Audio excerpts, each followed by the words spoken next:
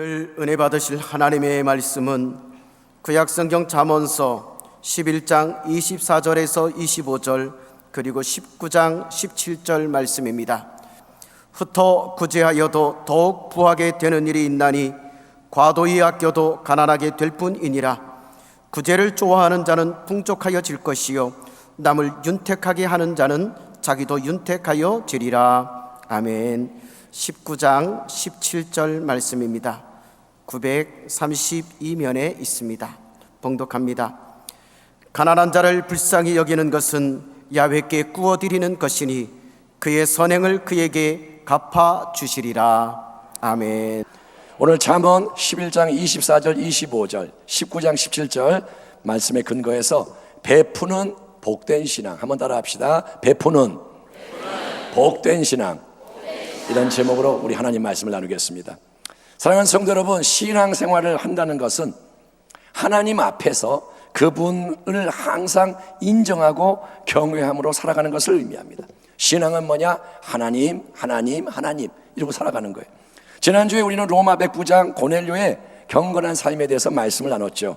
온 집안과 더불어 하나님을 경외하는 고넬료 신앙의 특징은 항상 첫째 하나님께 기도를 했고, 둘째 백성에게 많은 구제를 베푼 것이고, 그처럼 기본에 충실한 고넬료의 헌신은 하나님께 상달돼서 가이사랴 성령 강림의 새 역사가 일어나고 이방 선교의 문이 활짝 열리게 된 겁니다. 이처럼 하나님이 살아계신 하나님이 행하시는 크고 놀라운 새 일을 경험하려면 우리는 하나님이 중요하게 여기시는 신앙의 기본과 본질에 충실해야 하는데, 오늘 저는 특별히 잠언의 이 두 본문에 근거해서 남에게 베푸는 신앙이 얼마나 복된 신앙인지를 되새김으로 은혜를 나누고자 합니다. 자, 여러분, 내 거를 나눈다, 베푼다, 이거는 절대로 쉬운 일이 아닌 게, 첫째 우리는 내가 쓰기에도 부족하다는 인식의 지배를 당하고, 나도 넉넉하지가 않아, 모자라. 그 다음에 둘째, 설령 지금 부족하지 않아도 나중을 내가 모르기 때문에 쌓아둬야 한다, 더 많이 가져야 한다, 이런 생각이 강하기 때문인 겁니다. 누가복음 12장에 나오는 부자는 수년 동안 먹고 마시고 즐길 것을 풍성히 쌓아둔 성공한 인생이었습니다. 또 비유로 그들에게 말하여 이르시되, 예수님의 말씀입니다. 한 부자가 그 밭에 소출이 풍성함에 심중에 생각하여 이르되 내가 곡식 쌓아둘 곳이 없으니 어찌할까 하고, 또 이르되 내가 이렇게 하리라, 내 곡간을 헐고 더 크게 짓고 내 모든 곡식과 물건을 거기 쌓아두리라. 또 내가 내 영혼에게 이르되 영혼아, 여러 해 쓸 물건을 많이 쌓아두었으니 평안히 쉬고 먹고 마시고 즐거워하자 하리라 하되. 많은 인생의 가장 큰 소원이 이런 삶 아닐까요? 여러분, 은행 계좌에 수백억 원이 예치되어 있고, 그리고 모든 필요한 거 원하는 게 풍족해서 마음껏 먹고 즐기고 하고 싶은 거 다 할 수 있으면 얼마나 좋을까요? 그래서 사람들은 여전히 로또 대박, 인생 역전의 구애에 쏠깃하는 거예요. 좀 시들긴 했지만 여전히 로또 인기가 있는 겁니다. 그런데 여러분, 누구나 부러워해야 할 예수님 비유 속의 이 부자 이야기에는 엄청난 반전이 기다리고 있으니, 그거는 하나님이 친히 이렇게 말씀하시는 거예요. 너무나도 풍성한 소유를 쌓아둘 자리가 모자라서 더 큰 곡간을 짓고 모든 소유를 한데 모아놓고 나서, 야, 이제 나는 아무 걱정이 없는 풍성한 미래를 즐기기만 하면 된다, 내 인생은 이상무 행복장, 이렇게 말하는 부자 아니었습니까?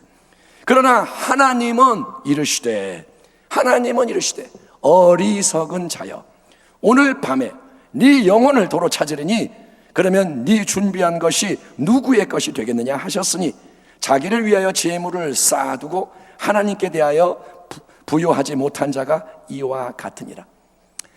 만약에 하나님이 여러분 안 계시고 눈에 보이는 이 세상의 인생의 전부라면, 부자의 이야기는 그가 그의 뜻한 대로 잘 먹고 잘 마시고 잘 입고 즐기고 잘 살다 죽었더라, 이렇게 끝날 겁니다. 그렇지만 우리의 이 생명은 거듭 말하지만 우리가 스스로 만든 게 아니고, 우리의 영혼을 언제든지 도로 찾아가실 수 있는 절대 주권자는 하나님이신 겁니다. 아멘. 성도여, 하나님을 인정하기 바랍니다. 여러분, 야훼는 죽이기도 하시고 살리기도 하시며 수월에 내려가게도 하시고 거기에서 올리기도 하시는도다. 야훼는 가난하게도 하시고 부하게도 하시며 낮추기도 하시고 높이기도 하시는도다.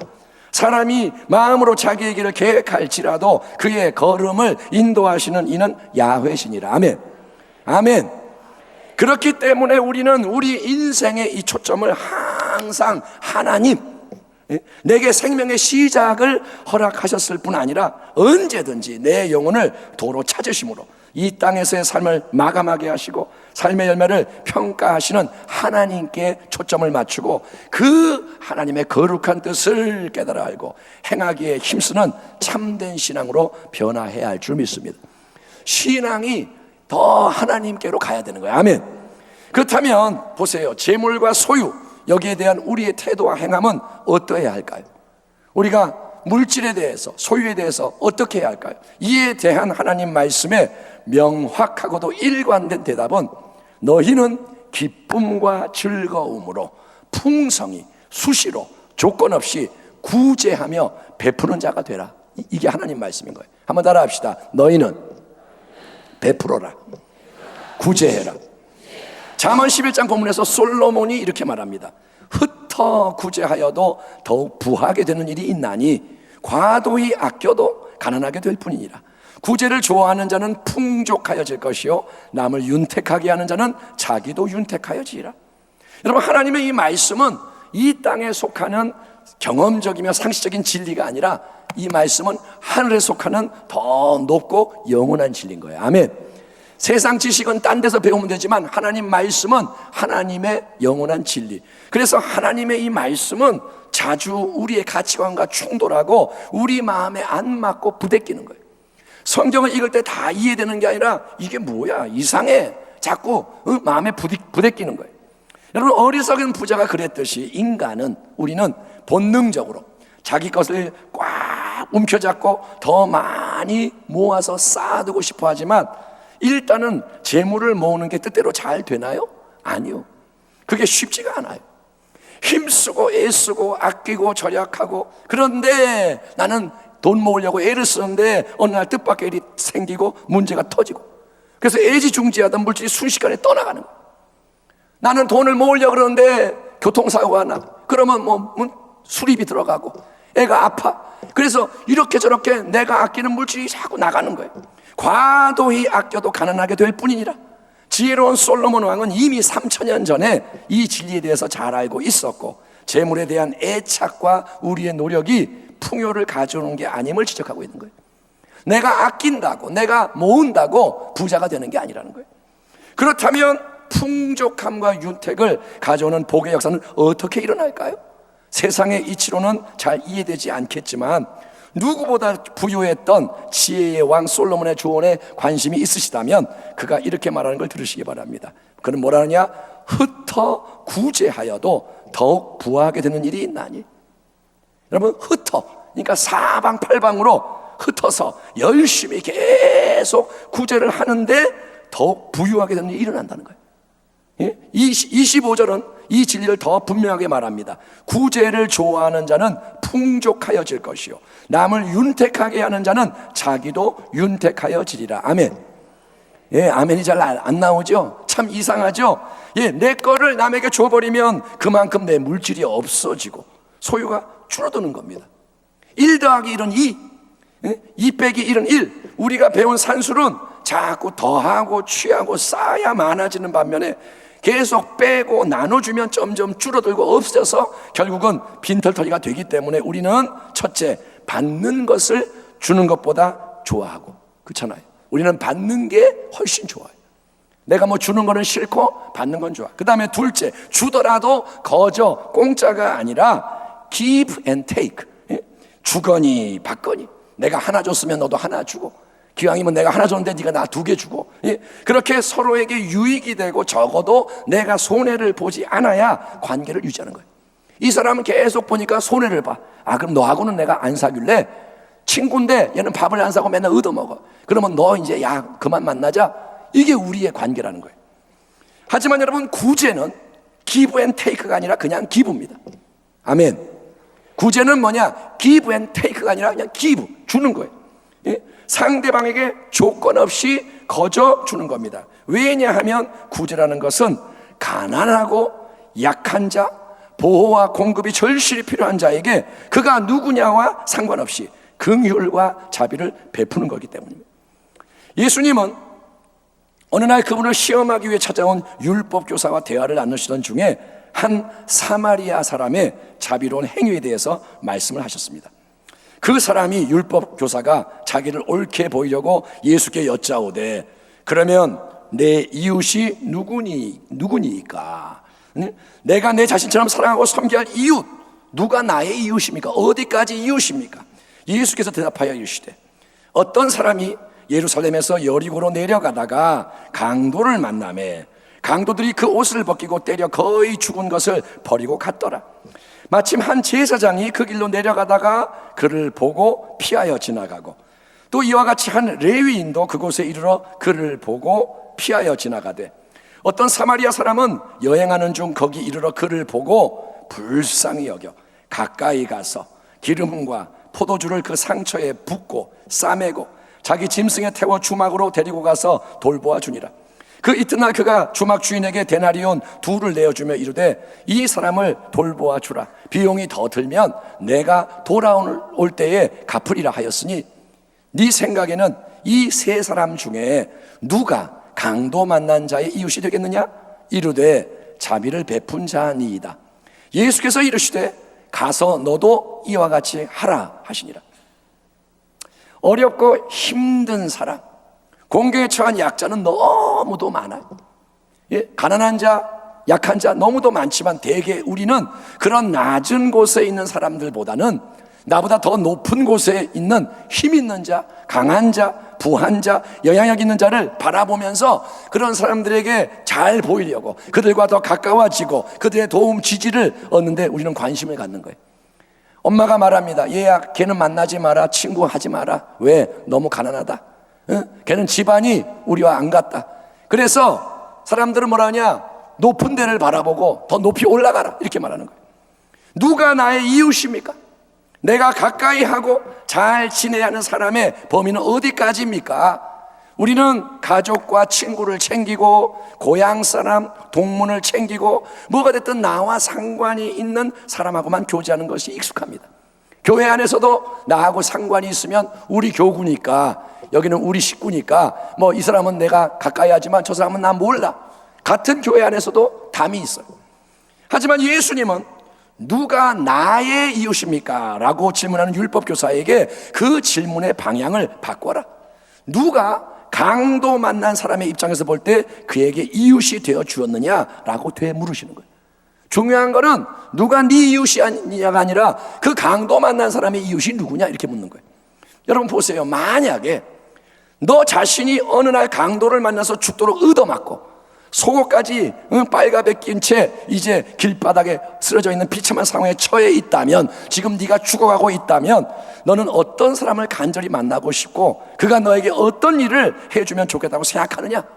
시선과 관점이 바뀌면 모든 것은 전혀 다르게 보이고 원하고 추구하는 바도 달라지는 거예요. 아멘.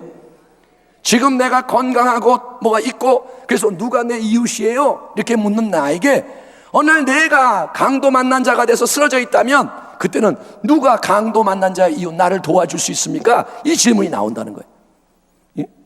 하나님의 말씀인 성경은 특별히 3 그룹에 대해서 긍휼과 자비의 사역을 강조하고 있으니 그거는 첫째 나그네, 둘째는 고아, 셋째는 과부.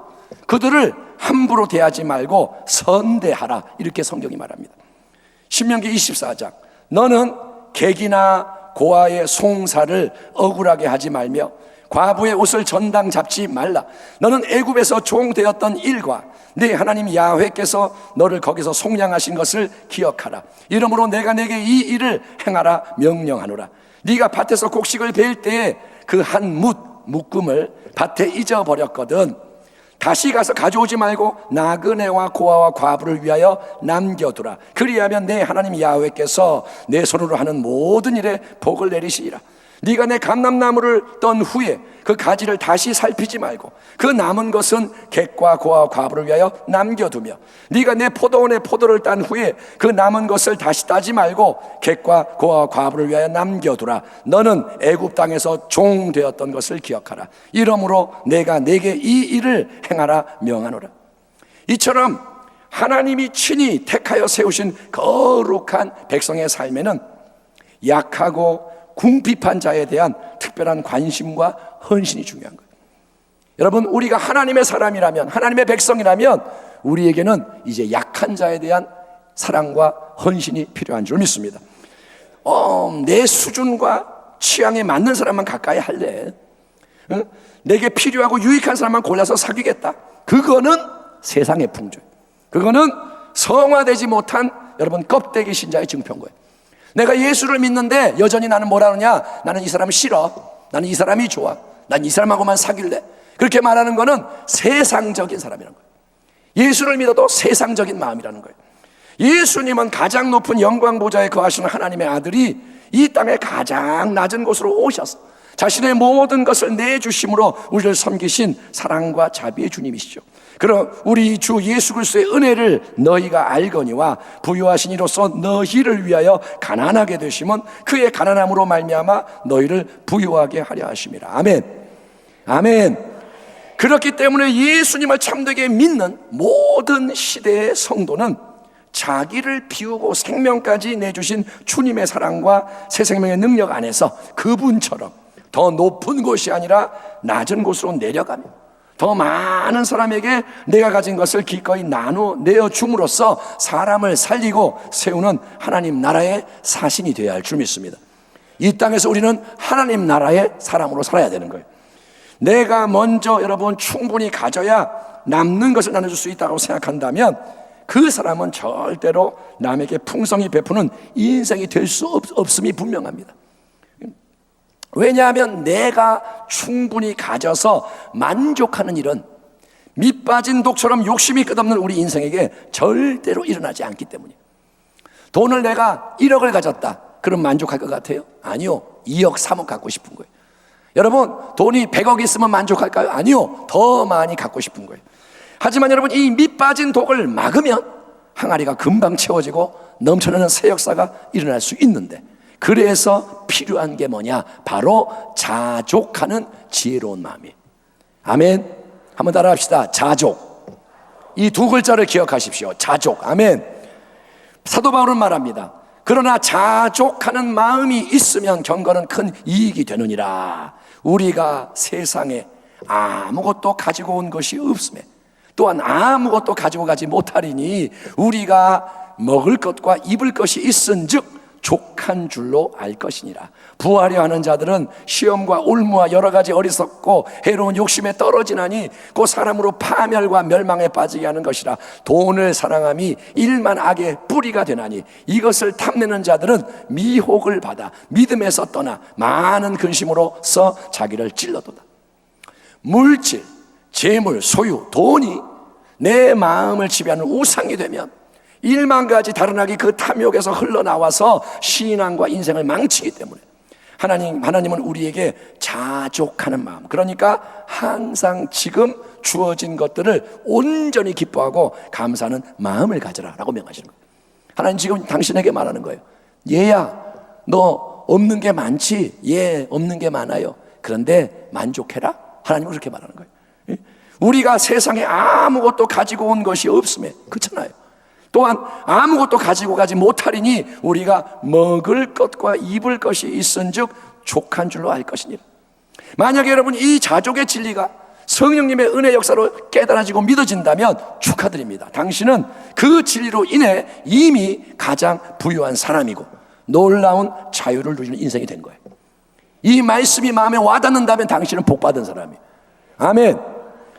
자, 보세요. 뭔가를 먹어서 허기지지 않아. 지금 배가 그렇게 고프지 않아. 그 다음에 뭔가 옷을 걸치고 있어서 빨가벗은 수치가 없다. 내가 지금 빨가벗고 있는 게 아니라 옷을 입고 있다.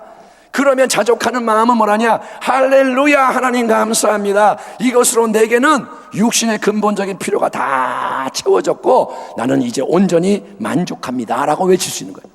자족이 뭔지 아세요? 나 밥 먹었고 옷 입었으면 하나님 감사합니다, 충분합니다. 이게 자족인 거예요. 아멘. 예, 남과 비교하지 마세요. 남과 비교하지 마세요. 나는 라면에 삼각김밥 먹었는데 옆 사람은 여기저기 맛집 다니고 최고급 뷔페를 먹으니 부럽다. 그러면 당신은 지금 배가 부른데도 불행한 사람이 되는 거예요. 지금 삼각김밥 먹고 배가 부른데도 나는 불행해져요.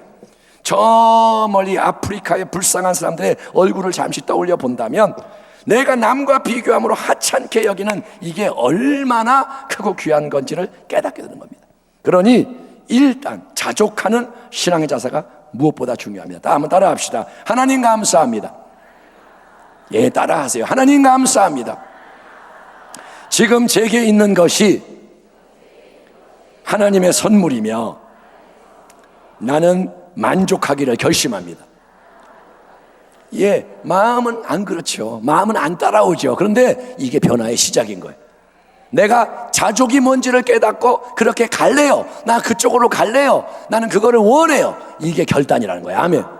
예, 그렇게 하면 우리에게는 자족하는 이 마음을 통해서 많은 것을 나눌 수 있는 차원으로 재발견하게 되는 거예요. 우리는 여러분 입을 옷이 없다고 불평할 때가 많지만 안 입는 옷이 옷장 안에 얼마나 많이 있습니까? 옷장이 열면 옷이 없나요? 옷이 2벌 이상 있잖아요. 몇 벌이 있잖아요. 사실 옷장에 옷이 가득하잖아요. 예? 여러분 물건도 이것저것 안 쓰면서 쌓아두는 게 집에 얼마나 많습니까? 이사 갈 때 어디서 나오는지 그 많은 물건, 쳐다도 안 보는 물건이 집안에 많이 있다 이거예요. 또 내 모든 욕구와 필요를 채우려고 할 때는 돈이 항상 너무 부족하지만 세계여행도 가야 되고 새 옷도 사야 되고 자동차도 사야 되고 돈이 맨날 없다 그러지만 자족하는 마음을 가지면 우리는 이미 엄청난 부자인 셈이에요. 이걸 한번 들어보세요. 지구 전체를 100명이 사는 마을로 비유를 할 때 지금 인구가 뭐 수십억이지만 이거를 줄여서 100명이 사는 마을이 지구라고 할 때 여러분 은행에 예금이 있고 지갑에 돈이 좀 들어있고 집안 어딘가에 잔돈, 동전이 굴러다니는 사람은 이 100명이 사는 마을에서 가장 부유한 8명 안에 드는 사람이라고 합니다. 그게 여러분 근데 누굽니까? 바로 우리 아닙니까? 여러분 은행에 돈 들어있고 얼마라도 마이너스 통장이라도 돈이 들어있고 또 지갑에 1,000원이라도 들어있고 그 다음에 집에 동전 100원짜리 굴러다닌다면 축하합니다. 여러분은 지구의 100명 중에서 8명 부자 안에 드는 사람이라는 거예요.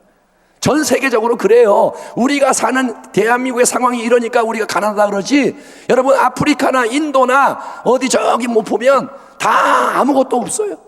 대한민국 너무나도 부유한 땅이에요. 여러분 대한민국이 세계 속에 잘 사는 나라가 됐기 때문에 우리는 많은 풍요를 이미 누리고 있는 겁니다. 그러므로 우리는 어떻게 해야 할까요? 우리는 이제 더 많이 나누고 베풀고 섬기며 구제하는 삶으로 나아가야 하는 것입니다. 예, 나중에 내가 더 풍요로워지면 그때 할게요가 아니라 바로 지금 2018년도 8월 18일 오늘 우리를 향한 하나님의 뜻은 우리가 더욱 약하고 없는 자를 돌보며 섬기는 교회와 성도가 되는 것입니다. 구제하는 것은 내가 손해를 보고 가난해지는 게 아니라 더욱 풍족해지며 윤택해지는 복을 끌어당기는 비밀인 것을 믿으시기 바랍니다. 예, 구제를 좋아하는 자는 풍족하여질 것이요 남을 윤택하게 하는 자는 자기도 윤택하여지리라. 아멘. 왜일까요?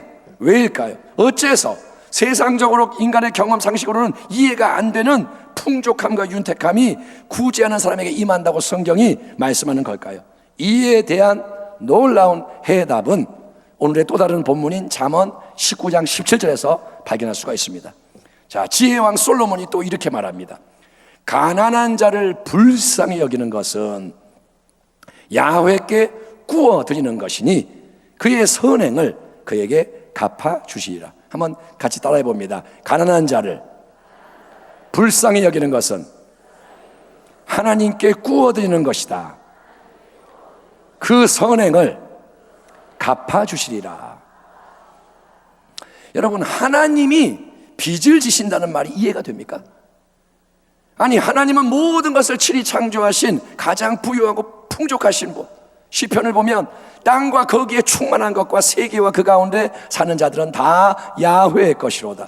내가 네 집에서 수소나 내 우리에서 수점소를 가져가지 아니하리니 이는 살림의 짐승들과 무산의 가축이 다 내 것 하나님의 것이며 산의 모든 새들도 내가 아는 것이며 들의 짐승도 내 것이미로다. 내가 가령 주려도 내게 이르지 아니할 것은 세계와 거기에 충만한 것이 내 것이미로다. 하나님 말합니다. 하나님은 여러분 모든 걸 친히 지으셨고 다스리시는 만왕의 왕이시며 모든 좋은 것이 그분에게부터 흘러나오는 만복의 근원. 그러므로 하나님께는 부족함이 없고 하나님께는 아쉬운 게 전혀 없어요. 하나님은 모든 게 넘쳐나는 분이세요. 아멘. 그런데 하나님이 우리에게 피조물에게 꾸임을 받으신다? 우리에게서 돈과 물건을 빌리신다? 그 이유가 뭐냐? 그 이유는 하나님이 우리에게 복을 넘치도록 부어주시기 위한 방법이 우리가 가난하고 힘없는 자를 도와주는 것이기 때문인 거예요. 예? 이 점을 명심해야 합니다. 우리에게 있는 모든 것은 원래부터 우리의 소유가 아니라 하나님이 우리에게 선물로 주시고 맡기신 거예요. 아멘. 우리가 빈손으로 왔으면 세상에, 그렇잖아요. 우리의 생명 우리 게 아니라 하나님 거예요. 오늘 밤에 네 생명을 도로 찾으리니 그럼 우리는 가야 돼. 예, 우리의 가족, 내가 결혼해서 이룬 가정이지만 식구들의 생명도 주시고 모든 것 허락하신 분은 하나님이십니다.